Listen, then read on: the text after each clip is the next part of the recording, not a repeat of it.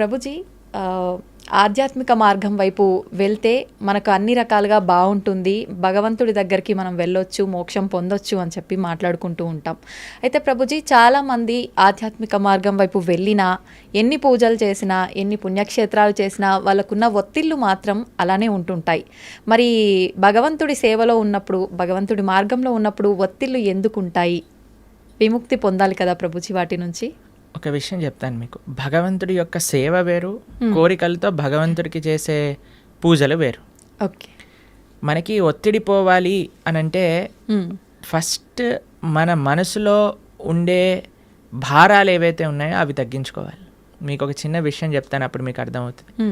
Alexander the great భారతదేశానికి వచ్చినప్పుడు ఒక సాధువు ఒంటిపైన బట్టలు కూడా లేవట, ఇలా కూర్చొని ధ్యానం చేస్తూ ఆనందంగా నిమగ్నం అయిపోయి ఉన్నారనమాట. అయితే ఈ సాధువు అలెగ్జాండర్ని చూసి నించోని కూడా నించోలేదట.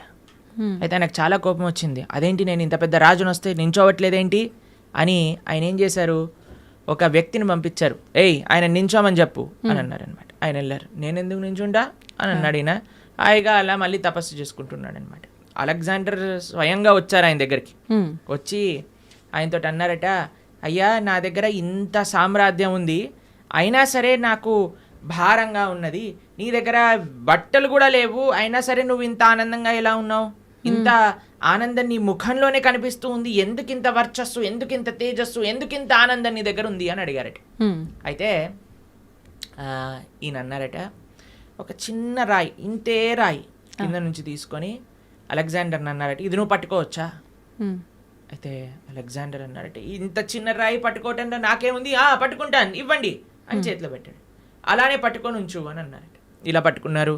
గంట సేపు అయింది, 2 గంటలైంది, 3 గంటలైంది. అలా టైం పెరుగుతూ ఉండేసరికి ఆయన చేతి మొత్తం కూడా ఎంత హెవీగా అనిపించిందంటే అంత హెవీగా లాస్ట్ కింద పడేశారు. అమ్మో, నేను ఇంకా పట్టుకోలేను. అదేంటి, ఇంత చిన్న రాయి నేను పట్టుకుంటాను, అచ్చేస్తా ఇంచేస్తాను అన్నావు కదా, ఇప్పుడేమైంది అని అంటే, అమ్మో చాలా కష్టం, చాలా కష్టం. సరే, ఒక చిన్న రాయే కొద్దిసేపటి తర్వాత ఎంత భారంగా మారిపోయింది మనకి. కానీ మనము భగవంతుడి దగ్గరికి ఎందుకు వెళ్తున్నాము? అయ్యా, నాకు కొత్త కారు కొని ఇచ్చేసేయి, నాకు కొత్త ఇల్లు కొని ఇచ్చేసేయి, నాకు తొందరగా పెళ్ళి అయిపోవాలి, నాకు పిల్లలు కలగాలి, నాకు ఇంత ఆస్తి రావాలి, నాకు అది కావాలి, ఇది కావాలి అని ఇంకా భారాలు అడగడానికి మనం భగవంతుడి దగ్గరికి వెళ్ళామనుకోండి, ఎప్పుడు మనం ప్రశాంతంగా ఉండలేం. కానీ అదే స్వామి నిస్వార్థమైన ప్రేమతో, భక్తితో, భక్తి వేరు, కోరికలు కోరటం వేరండి. ఎప్పటి వరకైతే మనం భగవంతుడి నుంచి కోరికలు కోరుతామో అది భక్తి కాదు. అంటే మనసులో ఎటువంటివి లేకుండా నిస్వార్థమైన భావనతో, భగవంతుడి పట్ల ప్రేమతో కానీ మనం వెళ్తే అటువంటి వాడు ఎన్నటికీ కూడా ప్రశాంతత లేకుండా ఉండలేడు. ఆయనకి తప్పక ప్రశాంతత ఉంటుంది. ఎవరైతే నిస్వార్థమైన ప్రేమనే మనకి ప్రశాంతత, మీరు అంటున్నారు కదా, ఆ సాటిస్ఫాక్షన్ అనేది ఇస్తుంది. ఒక ఆయన అంటే చాలా తీర్థయాత్రలు చేస్తూ ఉండేవారట. చాలా తీర్థయాత్రలు చేస్తుంటే ఇందుకోసం చేసేవాళ్ళు, మాకు ఇది అయిపోవాలి, మాకు అది అయిపోవాలి, మాకు ఇది జరిగిపోవాలి, మాకు అది జరిగిపోవాలి అని తీర్థయాత్రలని చేస్తూ, అక్కడికి వెళ్తే పుణ్యం వస్తుందట, ఇక్కడికి వెళ్తే పాపం పోతుందట, దీంతో చేస్తుండే. అయితే వాళ్ళ గురువుగారు చాలాసార్లు చెప్పారు, నాన్న, ఈ భావనతో వెళ్ళకు, అక్కడుండే భగవంతుడి యొక్క దర్శనం చేసుకోవడానికి వెళ్ళు, అక్కడ సాధువుల దగ్గర నుంచి మాటలు వినడానికి వెళ్ళు, ఆ క్షేత్రానికి సేవ చేయడానికి వెళ్ళు అని అంటే ఈయనకు అర్థం కాదు. నేను వెళ్ళాలి, మునగాలి, అన్ని దర్శనాలు చేసుకోవాలి, ఎందుకంటే పుణ్యం వచ్చేస్తుంది, పుణ్యం వచ్చేస్తుంది, పుణ్యం వచ్చేస్తుంది. అయితే ఈ గురువు గారు ఒకసారి ఏం చేశారంటే, ఒక కాకరకాయ ఇచ్చారట. కాకరకాయ ఇచ్చి, నాన్న, నువ్వు వెళ్ళే పుణ్యక్షేత్రాలు అన్నింటిలో కూడా ఎక్కడెక్కడైతే నువ్వు స్నానం చేస్తావో అక్కడ అల్లా కూడా ఈ కాకరకాయకి స్నానం చేయించు అని అన్నారట. సరే అని మొత్తం ప్రతి క్షేత్రాన్ని గంగా, యమున, గోదావరి, కావేరి అన్నిట్లో స్నానం చేసి తీసుకొచ్చారట. వచ్చి మళ్ళీ ఆశ్రమానికి తిరిగి వచ్చేసరికి ఆ గురువు గారు అన్నారట, నాన్న, ఈ కాకరకాయని కొద్దిగా ముక్కలు ముక్కలు చేసి కొద్దిగా వండు అని అనేసరికి, వండి చూసేసరికి ఆ కాకరకాయ చేదుగానే ఉంది. కాబట్టి దాని యొక్క గుణం పోయింది. గంగలో స్నానం చేసాం, యమునలో స్నానం చేసాం, పోలేదు కదా. ఎప్పటి వరకైతే మనం నిజమైన ఆధ్యాత్మిక మార్గము అని అంటే ఏమిటి? శ్రవణం, కీర్తనం, విష్ణు స్మరణం, పాద సేవనం, అర్చనం, వందనం, దాస్యం, సాఖ్యమాత్మ నివేదనం. ఈ 9 భక్తి మార్గాలలో మనం ఉండమో అప్పటి వరకు మన హృదయ శుద్ధీకరణ అనేది జరగదు. ఎంతవరకైతే మన హృదయ శుద్ధీకరణ అనేది జరగదో అప్పటి వరకు మనకు ప్రశాంతత ఉంటుంది అన్నమాట. అలాంటి తీర్థయాత్రకి వెళ్ళటం తప్పని చెప్పట్లేదండి. ఏ భావనతో వెళ్ళాలి? సేవా భావనతో వెళ్ళాలి. ఏ భావనతో వెళ్ళాలి? భగవంతుడి పట్ల ప్రేమతో వెళ్ళాలి. ఏ భావనతో వెళ్ళాలి? అక్కడ నుంచి ఏం నేర్చుకోవచ్చు, ఏం తెలుసుకోవచ్చు అనే భావనలోకి వెళ్ళాలి. కానీ ఏదో పుణ్యం వచ్చేసేయాలి, పాపం పోవాలి, ఏదో సైట్ సీయింగ్గా ఇలా వెళ్తే ఏం ప్రయోజనం లేదు. ఇప్పుడు చూడండి, ఏ క్షేత్రాలకు వెళ్ళినా మనం 4 ధామ్లో చూస్తూ ఉన్నాం. అందరు కూడా కెమెరాలు పట్టుకొని రికార్డింగ్స్ చేయడానికి, వ్లాగింగ్స్ చేయడానికి వెళ్తున్నారట. అవును ప్రభుజీ. కేదార్నాథ్, బద్రీనాథ్ ఇలాంటి క్షేత్రాలన్నిటికీ కూడా బృందావనంలో అందరు రీల్స్ చేయడానికి వెళ్తున్నారు. ఇలా చేస్తే మనకి భక్తి ఎటువంటి ప్రయోజనం రాదండి. ఇంకా మనల్ని కర్మబంధంలో ఇంకా చిక్కుకుంటాం, కానీ మనం చర్మబంధం వీడలేము.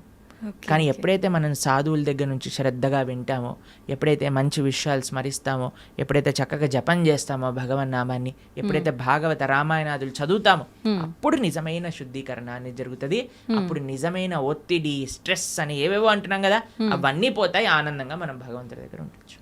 ఓకే ప్రభుజీ, ఒకసారి ఆత్మ శరీరాన్ని విడిచి వెళ్ళిన తర్వాత మళ్ళీ ఎంత కాలం పడుతుంది మళ్ళీ ఒక జీవిలో రావటానికి?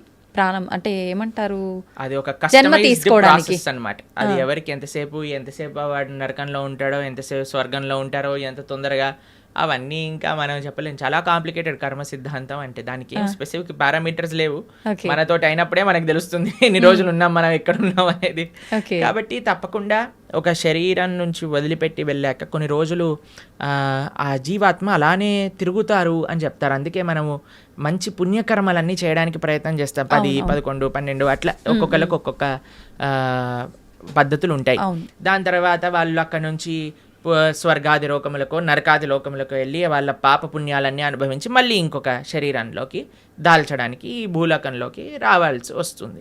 లేదు, ఆయన చాలా భాగవతోత్తముడు, భగవంతుడికి శరణాగతి చేసి భక్తి చేసిన వాళ్ళు, పుణ్యంతో సంబంధం లేదు, పాపంతో సంబంధం లేదు, సాయిగా యత్గత్వా నా నివర్ధంతే తద్ధామ పరమమ్మ, భగవంతుడి యొక్క లోకానికి చేరుకున్నారనుకోండి, ఇంకా మళ్ళీ పుట్టాల్సిన అవసరం లేదు, పుణ్యము లేదు, పాపం లేదు, ఏ గోల లేదు, ఆనందంగా భగవంతుడి యొక్క సేవలో ఉండొచ్చు. మన సనాతన ధర్మంలో మీరు అర్థం చేసుకోవాల్సినవి 3 ఉన్నాయండి. ఏంటి ప్రభుజీ? ఒకటి పాపం, అంటే మనం చేసే తప్పుడు వాటికి వచ్చే ఫలితాన్ని పాపము అని అంటారు. 2 పుణ్యం, మనం చేసే మంచి పనులకి మనకి రిటర్న్గా వచ్చేది పుణ్యం. ఇంకొకటి 3వది ఉందండి, దాన్ని భక్తి అని అంటారు. భక్తి పుణ్యానికి సంబంధం లేదు, పాపానికి సంబంధం లేదు. ఇది సపరేట్ బ్యాంక్ అకౌంటే. ఎప్పుడైతే మనం ప్రేమతో భగవంతుడిని ఆశ్రయిస్తామో అది పుణ్యం కాదు, అది భక్తి సుకృతి అంటారు. భక్తోన్ముఖ సుకృతి అని అంటారు. ఎవరైతే భక్తి చేస్తారో అటువంటి వాళ్ళు నా స్వర్గానికి వెళ్ళరు, నా నరకానికి వెళ్ళరు. వాళ్ళు వెళ్ళేది భగవంతుడి యొక్క లోకానికి. స్వర్గానికి వెళ్ళినా, నరకానికి వెళ్ళినా, ఇంకా ఏ దేవత యొక్క ప్రపంచానికి వెళ్ళినా సరే, లోకానికి వెళ్ళినా సరే, కృష్ణుడు భగవద్గీతలో చెప్తారు, ఆ బ్రహ్మ భువనాలోక పునరావృత్తినో అర్జున. ఇక్కడ నుంచి బ్రహ్మలోకం అంటే అన్నిటికంటే టాప్ మోస్ట్ లోకం అనమాట. అక్కడ వరకు వెళ్ళిన వాళ్ళు కూడా మళ్ళీ పుట్టాల్సిన అవసరం ఉంటుంది. ఎప్పుడైతే మాముపేత్యత్తు కౌంతయ్య, నన్ను ఆశ్రయించిన వాళ్ళు, ఎవరు చెప్తున్నారు నన్ను అని అంటే కృష్ణుడు అర్జునుడితో చెప్తున్నారు, నన్ను ఆశ్రయించిన వాళ్ళకి మళ్ళీ పుట్టుక అనేది ఉండదు అనే విషయం చెప్తున్నారు. కాబట్టి మనం పుణ్యం పైన ఫోకస్. శ్రవణం కీర్తనం విష్ణో, ఎవరికి చేయాలి ఇది? భగవంతుడైన నారాయణుడు విష్ణువుకి చేయాలి. శ్రవణం కీర్తనం విష్ణు, స్మరణం పాదసేవనం, స్మరిస్తూ ఉండాలి. మనం విన్నది స్మరిస్తూ స్మరిస్తూ స్మరిస్తూ ఉంటే అప్పుడు మనకి భగవంతుడి పట్ల ప్రేమ పెరుగుతుంది. అప్పుడు మనం భగవంతుడి యొక్క ఆరాధన చేసామనుకోండి, ప్రేమతో ఆరాధన చేయగలుగుతాం. లేకపోతే ఎప్పుడు మనసులో ఈ కోరిక ఈ కోరిక ఈ కోరిక ఈ కోరిక కోరిక గుర్తొచ్చినంత భగవంతుడు గుర్తురాడు. నిజమే ప్రభుజీ. ఎప్పుడైతే మనం శ్రవణం కీర్తనం భగవంతుడి గురించి వింటామో, భగవంతుడి యొక్క నామాన్ని జపం చేస్తామో, అప్పుడు మనం ఆరాధన చేసేటప్పుడు మన మనసు భగవంతుడి పైన ఉంటుంది. కాబట్టి అందరు కూడా ఫస్ట్ వ్రతాలు, నోములు, పూజలు చేసేయడానికి పరిగెత్తుతూ ఉంటారు. కానీ దాటికంటే ఫస్ట్ ఇనీషియల్ స్టెప్స్ ఏంటి అని అంటే, ఇప్పుడు చూడండి, ఒక ఫస్ట్ ఫ్లోర్కి ఎక్కాలి అని అంటే మనం లాంగ్ జంప్ చేసేసి ఎక్కిస్తామా? ఒకసారి దూకామనుకోండి, ఆయనతో కాళ్ళు చేతులు విరిగిపోతాయి, అంతే. మెల్లమెల్లగా ఎక్కామనుకోండి, కరెక్ట్ పాత్లో మనం వెళ్తూ ఉండొచ్చు అనమాట. అందుకే ఫస్ట్ స్టెప్ ఏంటంటే భగవంతుడి గురించి వినండి, భగవంతుడి గురించి వినండి, భగవంతుడు గురించి స్మరించండి, భాగవత రామాయణాదులు ఏం చెప్పారో తెలుసుకోండి. అందుకే ఇన్ని గంటలు మనం యూట్యూబ్లలో వీటిలలో చెప్పేది ఎందుకు అని అంటే, జనాలు వినడానికి. వింటే వాళ్ళకి భగవంతుడి గురించి తెలిస్తే మంచి భక్తి మార్గంలో ముందుకెళ్తే అది జీవుడి యొక్క పరమశ్రేయస్సుకి కారణం అవుతుంది. ప్రభుజీ ఒక మంచి భక్తుడిగా ఉండాలి అంటే ఫస్ట్ చేయాల్సింది మీరు చెప్పినట్టుగా భగవంతుడి గురించి వినడమే అంటారా? కరెక్ట్. శ్రవణం, కీర్తనం. ఫస్ట్ ప్రాసెస్ ఏంటి అంటే శ్రవణం. మనం వినడానికి ప్రయత్నం చేయాలి. ఎవరి నుంచి వినడానికి ప్రయత్నం చేయాలి? ఎవరైతే శాస్త్ర అధ్యయనం చేసిన మంచి భక్తులు ఉన్నారు. ఇప్పుడు చూడండి, మార్కెట్లో ఎవరు పడితే వాళ్ళు చెప్పడానికి రెడీ అయిపోయారు. ఇది ఇలా చెయ్యి, ఆ చిట్కా ఇలా చెయ్యి, ఈ పరిష్కారం ఇలా చెయ్యి. అసలైతే ఎంత అసలు ఆశ్చర్యం అనిపిస్తుంది అంటే కొన్నిసార్లు మాకు వీడియోలు పంపిస్తే అసలు ఇలాంటి వ్యక్తుల్ని ఎలా వినగలుగుతున్నారు జనాలు అని అనిపించేటట్టుగా ఆశ్చర్యపడిపోతాం అనమాట. ఎందుకంటే భాగవత మన శాస్త్రాలు చెప్పే విషయం వేరు, వీళ్ళు చెప్పే విషయాలు వేరు. ఒకడు తలపైన చేయబెడతానంటాడు, ఒకడు ఇంకొక మాయ చేస్తానంటాడు, ఇంకొకడు మ్యాజిక్ చేస్తానంటాడు. మాయలు మ్యాజిక్ కావాలంటే మీరు మ్యాజిక్ షోకి వెళ్ళండి కదా, దేవుడి దగ్గరికి ఎందుకు రావాలి? ఆధ్యాత్మిక గురువు మాయలు, మ్యాజిక్లు, తంత్రాలు, యంత్రాలు, తలపైన చేయబెట్టాలు అవన్నీ చేయరండి. ఆధ్యాత్మిక గురువు ఎప్పుడైనా సరే మీరు ఏ శాస్త్రంలో చూసినా ఎవరైనా సరే మీరు చూడండి, మన జ్ఞానము వేరే వ్యక్తులకి గురువు ఎప్పుడు కూడా శ్రవణం ద్వారానే పంపిస్తారు. రామ లక్ష్మణులు కూడా విశ్వామిత్రుల దగ్గర నుంచి శ్రవణం చేసి జ్ఞానాన్ని సంపాదన చేసుకున్నారు. కృష్ణుడు సాందీపముని దగ్గర నుంచి శ్రవణం చేసుకొని జ్ఞానాన్ని విన్నారు. అర్జునుడు కృష్ణుడి దగ్గర నుంచి శ్రవణం చేశారా? కృష్ణుడు వచ్చి చేయబెట్టాడు అర్జునుడి పైన శ్రవణం. కాబట్టి భగవంతుడిచ్చిన మార్గము శ్రవణం. మన జ్ఞాన సముపార్జన చేయాలి. మనకి ఏదో అయిపోవాలని మన ధర్మంలో కొంతమంది మనల్ని మోసం చేసే, ఇప్పుడు చూడండి, ఎవరికైతే మోసపోవాలని ఉంటుందో వాళ్ళని మోసం చేసే వాళ్ళు రెడీగా ఉంటారు మార్కెట్లో. మన ధర్మంలో మోసాలు చేసేవాళ్ళు తక్కువ అని మనం చెప్పడానికి వీలు లేదు, ఉన్నారు. ఎందుకంటే మనకి ఆ మోసపోయే ప్రవృత్తి ఉన్నది కాబట్టి. ఇది కాకుండా ఇతర మతాల వాళ్ళైతే ఇంకా పీక్స్కి వెళ్ళిపోయారనమాట. వాళ్ళు చేసే మోసాలు కానీ, వాళ్ళు చేసే యాక్టింగ్లు కానీ, వాళ్ళు చేయించే డ్రామాలు కానీ చూస్తే అసలు ఎందుకు ఇంతమంది అక్కడ ఉంటున్నారంటే, అసలు మీరు చూడండి, మేము ఆ వీడియో చూసినప్పుడు మాకు పంపిస్తుంటారనమాట జనాలు, ఇలా ఇలా ఇలా ఇలా వీళ్ళు చేస్తున్నారు ప్రభుజీ, పాస్టర్లు వీళ్ళు అని చూస్తున్నప్పుడు అయితే మాకు అనిపిస్తుంది, ఎవడైనా బుర్రున్నవాడు అసలు ఈ సభకి వెళ్తాడా? అసలు వీక్షిస్తాడా?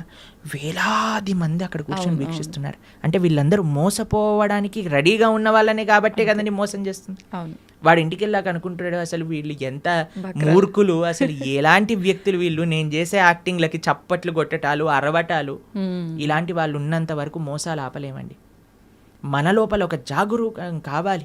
నేను శాస్త్రాన్ని నమ్ముతా, భగవంతుడి యొక్క తత్వాన్ని అధ్యయనం చేస్తా, కానీ మ్యాజిక్ల వల్ల ఏమంటాం, మీరు చేతులు పెట్టటాల వల్ల, ఏవో సృష్టించటం వల్ల, ఏదో మన జీవితంలో ఏదో మంచి జరిగిపోవటం వల్ల, దానివల్ల ఏది వచ్చే ప్రయోజనం లేదండి. ఈరోజు మంచి జరుగుతుంది, రేపేం జరుగుతుంది? జీవుడి యొక్క పరమశ్రేయస్సు భగవంతుడి గురించి తెలుసుకోవటం మనందుకే మేము ఎక్కడికి వెళ్ళినా మొత్తుకునేది ఒకటే విషయం, ఇవన్నీ యొక్క ట్రాప్లో పడకండి. మన మానవ జన్మ ఎన్నో సంవత్సరాల తర్వాత మనకి రేర్గా దొరికిన ఈ అవకాశాన్ని మంచి మార్గంలో ఉపయోగించుకోండి అనే మేము అందరం ప్రార్థన చేస్తూ ఉంటాం అందరికీ కూడా. ఎందుకంటే మాకు అనిపించేది ఏంటి అంటే, పాపం ఇలాంటి వాళ్ళ ట్రాప్లలో పడేవాళ్ళు చెడ్డవాళ్ళు కాదండి. భగవంతుడి గురించి తెలుసుకోవాలి అనుకుంటే కదా వాళ్ళు ఇలాంటి బాబాల దగ్గరికి లేదా ఇలాంటి వ్యక్తుల దగ్గరికి వెళ్ళేది.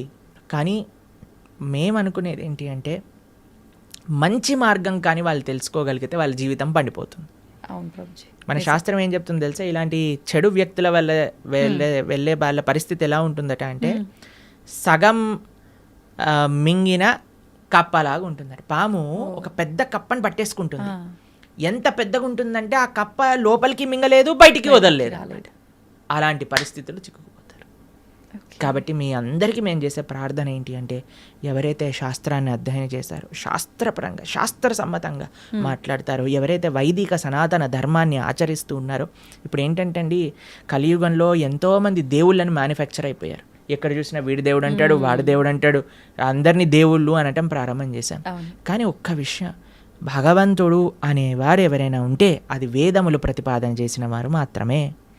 కాబట్టి శాస్త్రీయంగా ఎవరైతే ప్రామాణికంగా దైవము అని చెప్పారో వాళ్ళ గురించి తెలుసుకోవటం శ్రేయస్సు. ఆ శాస్త్రీయమైన గ్రంథాలను అధ్యయనం చేయడం శ్రేయస్సు. కానీ మొన్న ఒక 50 సంవత్సరాల ముందో 70 సంవత్సరాల ముందో పుట్టిన గ్రంథాలని మనం చదవాల్సిన అవసరం లేదు. మనం చదవాల్సిన ఏదైనా వాంగ్మయం ఉంటే అది వ్యాసుడిచ్చిన వాంగ్మయం మాత్రమే. అది చాలా ముఖ్యం.